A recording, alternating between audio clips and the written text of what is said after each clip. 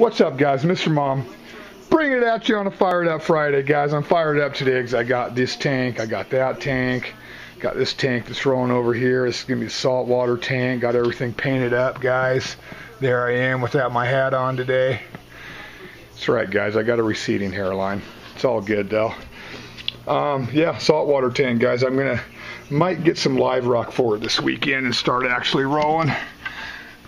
Protein skimmer down there, baby. That canister filter, I'm not rolling on this tank because instead of doing the 20 long reef, guys, I'm just doing the 29. I had a 29 laying around, so I just went ahead and cleaned this up.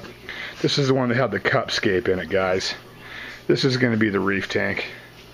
Got everything I need, guys. I got everything I need, but I'm going to trim some pearlweed, guys. Going to trim out some pearlweed. That crypt's going to get moved too. It's doing nice, guys. It melted out for a while, but the pearlweed, thing is with pearlweed, guys, great carpeting plant. Great carpeting plant, guys. I love pearlweed. And I'm actually going to be rescaping this tank and doing some pearlweed action stuff too with this. I just got some stuff growing out in here right now. I'm loving this high growth stuff right here.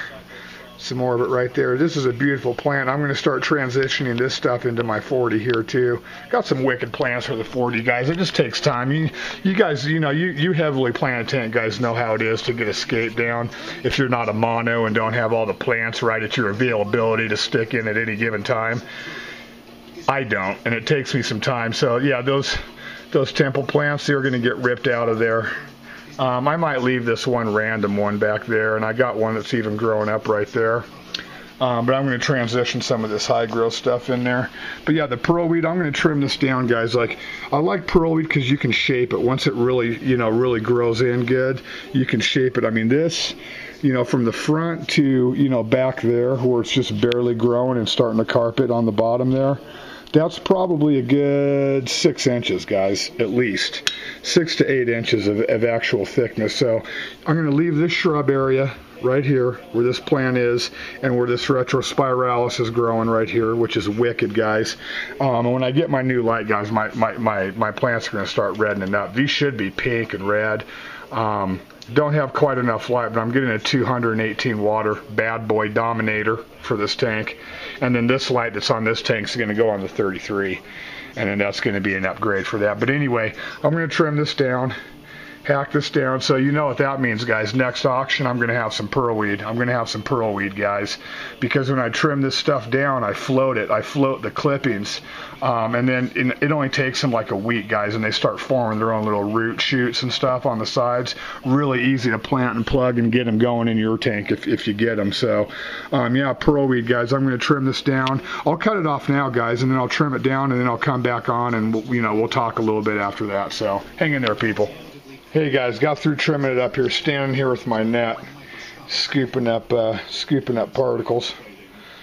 And I've got, look at that big bastard floating right there. I've actually got a really nice collection of pearlweed in the net right there. So we're going to have plenty of pearlweed, guys. There's no doubt about that. Yep. Big old pieces floating around. Let me show you what's going on, guys. I got this cryptocorine, this crypt windaddy right here. Just a regular crypt green windaddy, but I finally got it popping out of the pearlweed. Now that I trim it back a little bit, you can see that. And then I've also got that retrospiralis. It's growing right behind it. That's what that leaf right there is the retrospiralis leaf. And love those bad boys. But this one right here, guys, that's a bronze windaddy right there, and that thing is huge.